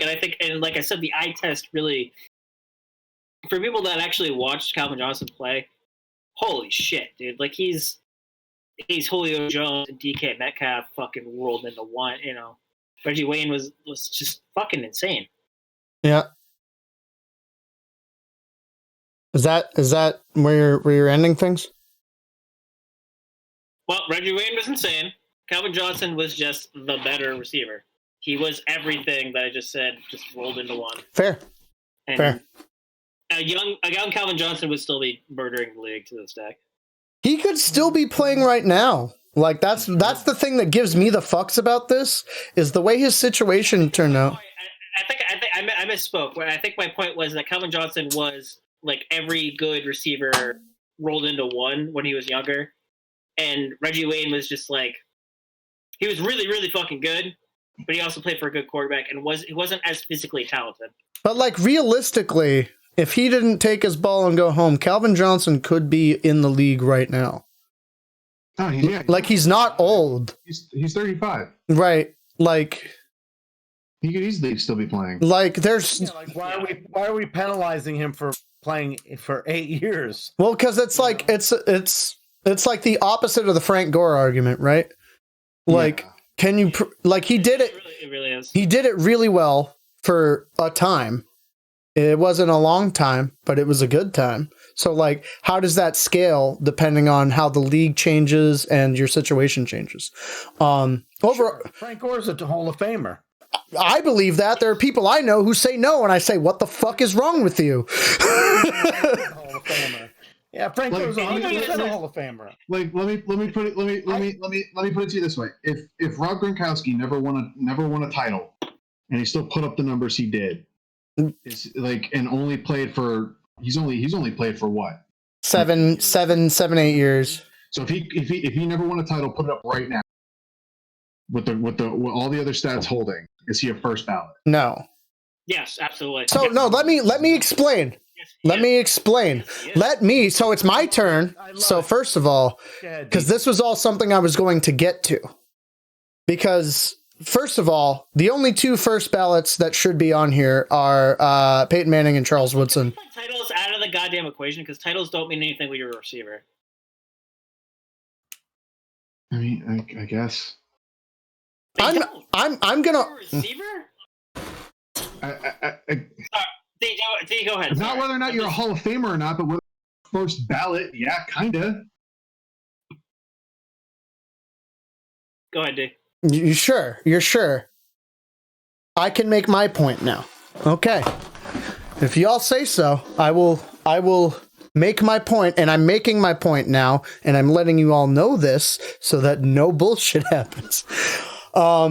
I think there are 2 first ballots that are deserved and got in, and for me that's Peyton Manning and Charles Woodson. They are the people who should have gotten in first ballot. No questions asked. Agreed. That I'm very happy about. Not that I thought that it was ever in question. I think those were the dudes who absolutely should have got in. And I'll get to fucking Calvin Johnson. Don't worry. Alan Faneca absolutely should be in. So I'm glad he got in. Former Jets great, former Steelers great. 1 year with the Cardinals, so I'm going to take him as well. Out of this list that got in, the biggest surprise to me is John Lynch. John Lynch, like, should have. I mean, he waited a while. Like, he hasn't played in over a decade, so like, he was there in good time. But, like, he's the biggest fringe player to me that got in. And I'm not saying he should have never gotten in, but out of that list of people, like, he's the one I'm most questionable on. In terms of what we're talking about with Calvin Johnson and everything, I do think Calvin Johnson should get in, and I'm glad he got in. The thing that sticks in my craw is, I think the way to phrase it is the wide receiver hate that the selection committee gives. It took Chris Carter like 10 years to get in the Hall of Fame. Yeah. T.O. was not first ballot. And so, like, why is now Calvin Johnson the one? And you can see this wide receiver ballot on these finalists with Torrey Holt and Reggie Wayne. Yep. The selection committee has some sort of wide receiver bias that I don't quite understand. So for me, I find it then this was going into this whole situation was the reason I didn't believe Calvin Johnson was going to get in first ballot, because they always fucking hate wide receivers.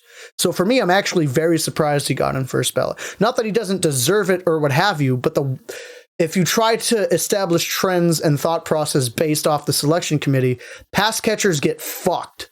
Kellen Winslow took forever to get in. Antonio Gates took a while. I think Tony Gonzalez might have gotten in first. Or Antonio Gates isn't even in because he's still playing. But Tony Gonzalez, I think, may have taken a year or two. I don't know if he got in first ballot. Like, tight ends, pass catchers always have this weird, like, anti-bias against them. And I don't know how or why that is. It's to the point, like, I'm legitimately concerned Larry Fitzgerald might not get in first ballot, because that's the inundation of the way that they perceive these pass catching positions. So my argument against Calvin getting in first ballot is they've fucked so many all-time wide receivers in the past that I find this result shocking. No. I want to hear this, actually. I wonder if it's because wide receiver is so dependent on one other position. Like, I wonder if that's why. Potentially. Because it's so dependent upon the quarterback position. I wonder if that's why. But that still doesn't make much sense. I'm trying to figure out why. Because you're right. I didn't really think about that going into it. but there is a huge bias against pass catchers, and I'm trying to like rationalize it. Well, this has been my whole argument the whole time y'all have been talking, and it's like, if like it's something for me as the guy who's the DB nerd who defends the pass catchers that I've always noticed when it talks about the Hall is like, why did T.O. take a couple years to get in? Why did Chris Carter take a decade to get in? Like, for me, it boggles the mind. It's a popularity contest. Yeah, I mean, that's the other thing. I mean, that's part of it. I mean, it's a popularity contest. Truthfully, I mean, it is what it is.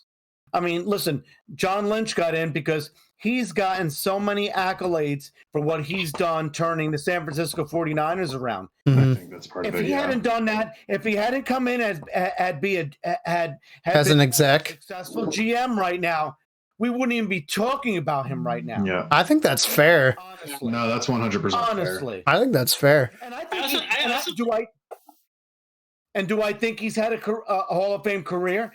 I think he's close, but the fact that he's turned a 49ers franchise around, I think it's popularity, and people are like, oh yeah, John Lynch, oh he's done this and done that. I mean, think about it. We were just talking about Calvin Johnson. Okay, think about other other wide receivers that have been on the Lions, who maybe haven't played as long as him or haven't had as much. Herman Moore. Think about Herman Moore. Herman Moore was a fucking beast. Mm-hmm. But nobody's talking about Herman Moore. He won't make it into the Hall of Fame. Okay, you think about, listen, Vincent Jackson. Vincent Jackson just died. Vincent Jackson was a good wide receiver. He had almost 10,000 receiving yards. We're not talking about him. He's not going to make it into the Hall of Fame. It's popularity. Mm-hmm. Calvin Johnson was a guy that everybody talked about. Megatron. He had the Megatron label. Mm-hmm. Right or wrong? I think name recognition plays a huge factor, which is why John Lynch finally got in. It's name recognition, but I will let Jay speak. That's the only little thing I wanted to say. No, they're fine. Do you have any more? I didn't want to cut you off. I mean, I have a bit more to go, but if this pertains to this point, you should go. Yeah, I mean, I think, speaking of Mary's point a little bit, is I think it's twofold. It's name recognition. If you have like the Megatron label or whatever, yeah, obviously there's eyes on that. I also think it's the way that the NFL is right now is different than it was in the early 2000s, the 90s, the 80s. Like, wide receivers are the ruler. Like, the wide receivers are more, they're more in the show, if you will, than they used to be. Like, you think about today's NFL, it's all pass, pass, pass, pass, pass. And I think that has, like, in some way, like I said, with these voters that aren't necessarily experts, they're it's, I think Skip Bayless has a vote or some shit like that. So I think a lot of it has to do with the fact that the NFL has changed so much that it's a passing league now. Like back in the day, it was a running league. It was always a running league, and you'd pass when you had to. And obviously, there's some exceptions to the rule. The early 2000s Rams, the 90s Cowboys, they had Evan Smith. The 80s, they had Joe Montana, but they also had a good running game. And you go on and on and on. So I think really what it comes down to is that people are voting for what they think the population at large wants to get in. Sure. No, I think that makes sense. I have two major points. Out of the people on this list of finalists that didn't get in, there's four, obviously for me. Torrey Holt, Reggie Wayne, Rondé Barber, and Zach Thomas, I think, are my four. I think Jared Allen and Richard Seymour are very similar in the point where they're fringe. I wouldn't be upset if they got in. I don't know if they quite did enough. So my big four are those four out of the people who didn't make it. But the other point I want to make, I think Torrey Holt and Reggie Wayne suffer the same problem. They're the other guy in a prolific long-term offense. That's fair. Torrey Holt is the second guy in The Greatest Show on Turf, and Reggie Wayne's the second guy in the Peyton Manning Colts slaughterhouse attack that they had. I still think that they warrant induction. Isaac Bruce is in. I believe Marvin Harrison's in. But, but these guys are not in. And it's because they're the other guy. And I think that plays to their detriment when you talk about... That's, I think, the big reason Calvin Johnson gets in is because he was the guy for the franchise at the time. So I think that's the hurdle they have to get over that I hadn't quite talked about yet, but I don't think that makes them any less worthy. And I would love... I mean, they will get in. I hope so. That's I think this was Reggie Wayne's second or third year on the ballot, and it's Torrey Holt's 12th year on the ballot. No, that's not surprising. No. It's seventh year. I was gonna say there's no way it was 12 years. No, it's 14 years since he retired. So okay, all right. So okay, that makes sense. So, but they've been sitting there a while. Like not as long. Like John Lynch has been sitting for longer than that, and he got in finally. But like, I just want them to get in. I want out of the people who didn't make it, it's for me Rondé Barber, Torrey Holt, Reggie Wayne, and Zach Thomas that I want to see in. Out of those people, just because I want to now make it fair for all of you, out of those people who didn't get in, who do you guys want to see? I'll go to Yaz first. Reggie Wayne, for sure. He was a big part of the success of Peyton Manning on the Colts team. And not to take away from Peyton Manning, because I love Peyton Manning, but he was an underrated receiver for his entire career. 100%. Coxey. It's Rondé Barber. It's 100% Rondé Barber. I mean, you guys can have more than one. I named 4. Surprise. Yeah, it's just for me. I don't know. I love Rondé Barber. He was just... I like him a lot too. He was one of the main him and Lynch were the orchestrators of that defense. That defense. I think that defense kind of did almost change the NFL a bit. Oh, definitely. With the Tampa 2 and that just... Tampa 2 doesn't work with unless you have Barber and Lynch. I'll 100%. Say it. 100%. It's very Tampa 2. You can only run with elite players. Like it's an elite scheme that you can only run with. Take it from me as a guy who had to run that shit. If you have dead weight over the top, it doesn't work. Straight fucked. Are you super sure about that, Dave? I'm incredibly sure. I'm not sure about most things. I am sure about this. But should we be running a Madden defense? Because I don't think we should be running a Madden defense. and just to kind of bring it around, a little full circle. Like, and what did you see? What did you see Tampa in the Super Bowl? Motherfucking Tampa 2, baby. Because they had the elite talent that could do it. So Rondé Barber, what a guy. Love that. Yeah, that's fair. Unk. I think Marvin Harrison definitely, but I think Marvin Harrison's in.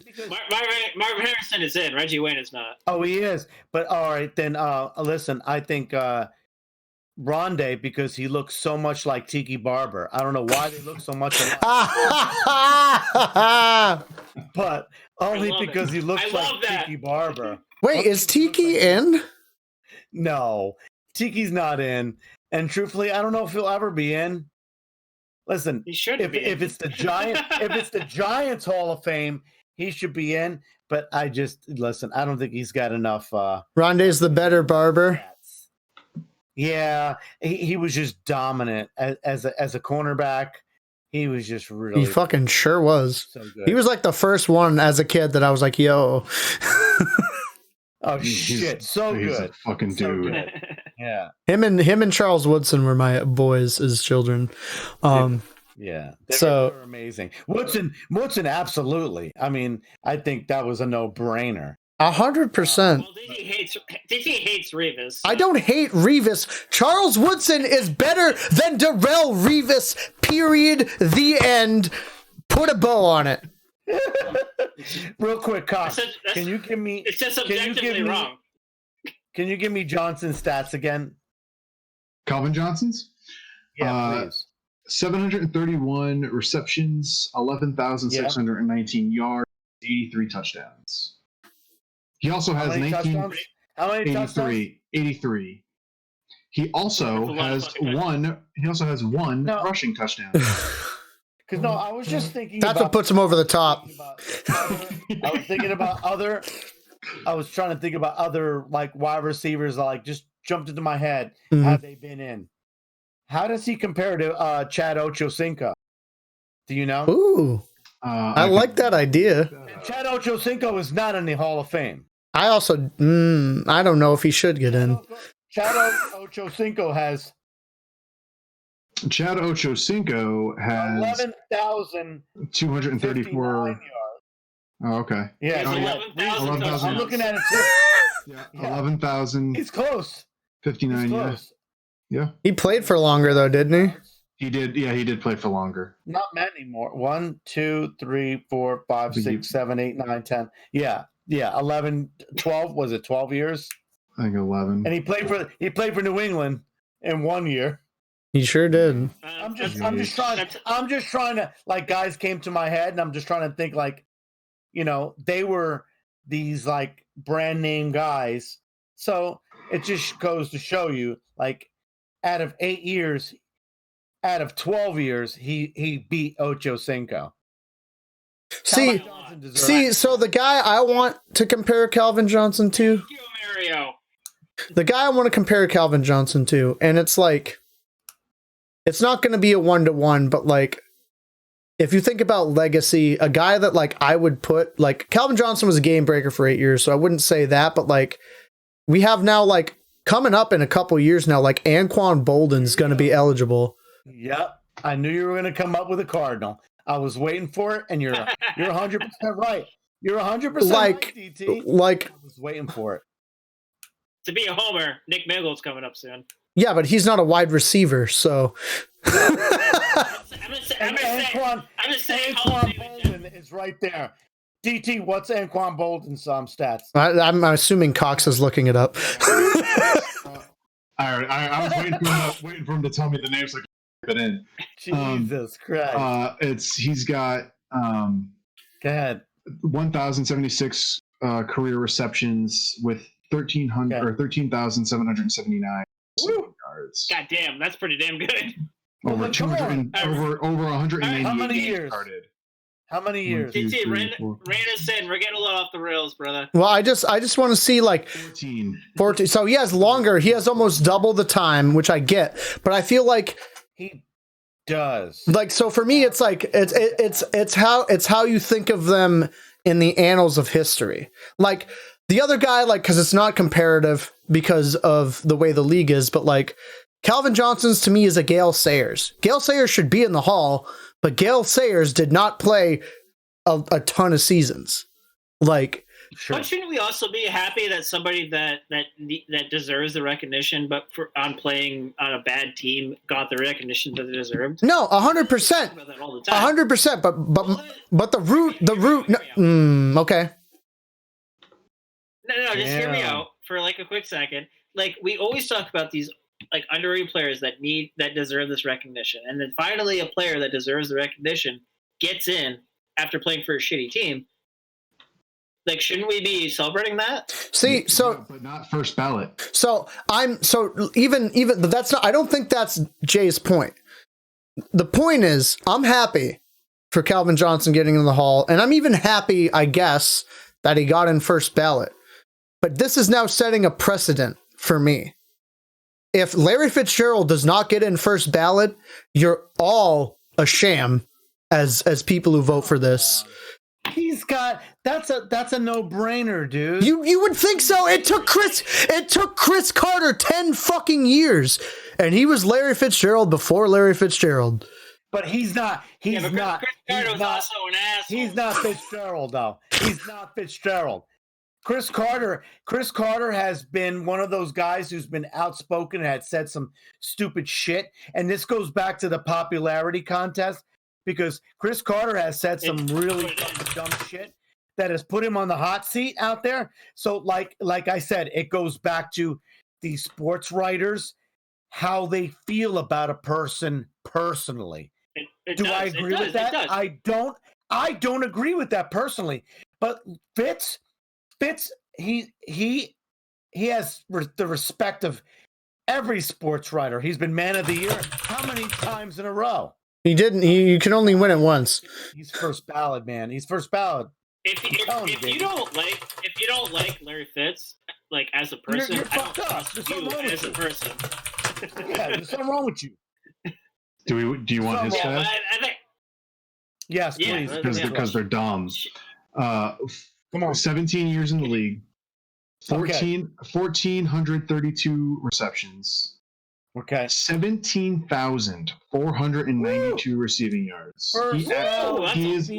He is on 121 touchdowns. He's on average over 1,000 yards a season. Are you talking about Fitz? Oh my Yep. God. He's second. He's second in all major stats to Jerry Rice. Are you kidding me? He is the second best. He is the second best receiver statistically of all time. Holy shit. Watch. They won't make him ballot. Watch. If Dave Chappelle could talk about him, he'd say, "It's first ballot, baby.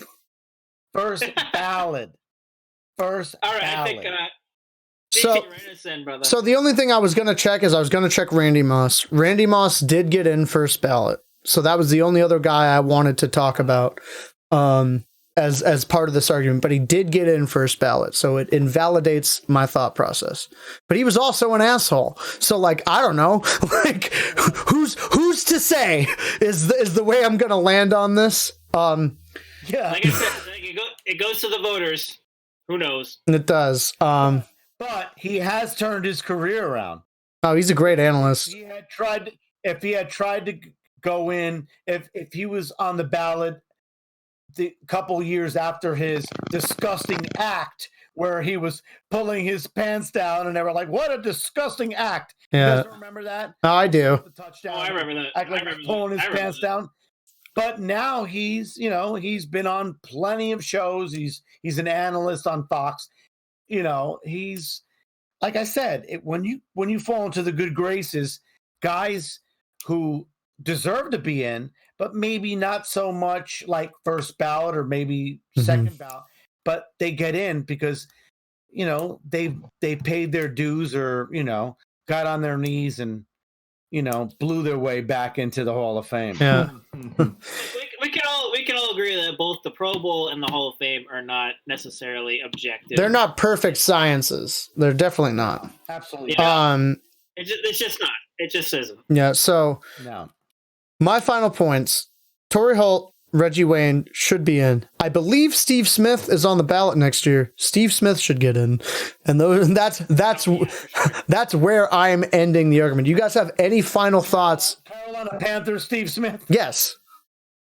Of course. Yes, absolutely. What Are a you kidding beast. me? Yes. No, I meant Steve Smith from American Dad should get into the Hall of Fame. No. Isn't there two Steve Smiths? Well, there's your Steve Smith, who was on the Giants, who was not very good. I don't know if he's still there. No, I thought there was another Steve Smith, I thought. Or maybe I'm wrong, but I thought there were two Steve Smiths. I mean, there was. He was on the Giants. Wasn't it Steve Smith and Steve Smith Jr.? Didn't he change? Did he change his name? No, it's not what you think it is. It's not what you think it is. Anyways, we're wrapping up. Do you guys have any final thoughts before we wrap up? Rude. Join us next week where we victimize Mario more because he's a special little snowflake who thinks that we're victimizing him. Yeah, fuck you, man. You guys are fucking morons. Oh, we're so dumb. We're so dumb. You're right. We're absolute morons. Anyways, I hope you guys all have a wonderful week of football and other shenanigans and chicanery. I would say we hope your team wins, but obviously there's no football going on. Watch that random weird league. No. There's the fan-controlled league I'm watching. Ooh. I'm a go. What is it? Wild Aces guy. I'm a Wild Aces guy. Yeah, dude. I'll take whoever's not taken. I'm probably not gonna watch. You know you want the Sparks. Yeah, that's the Manziel team, the Zappers. Sure. Yeah. I'll take the Zappers. I'll take any football because I need my goddamn fix. I just can't wait for the Rock to get the XFL off the ground. Yeah. But there's also FCS. we'll be hitting you guys with some news and updates basically as they come up. I don't think this podcast will be fully weekly going forward, but it might be. It depends on how juicy the stories are and what we have to talk about. But at worst, you guys will see a new and revamped Behind Enemy Lines and in the fold for early preseason next season. And we hope you stick around on the ride for us. We've loved doing this. We hope you've loved listening and being a part of this. And it's only going to get bigger and better from here. So I hope you stick around for the ride with us. And we do love you all dearly. You guys have any final things to say before I fucking stop this bullshit ship? Peace out. Champions. You would say that. Oh, Go God, fuck fuck yourself, you. Cox. Catch y'all throughout the off season, and we'll be back with any juicy, salacious news that comes out before then. Love you dearly. Have a great one.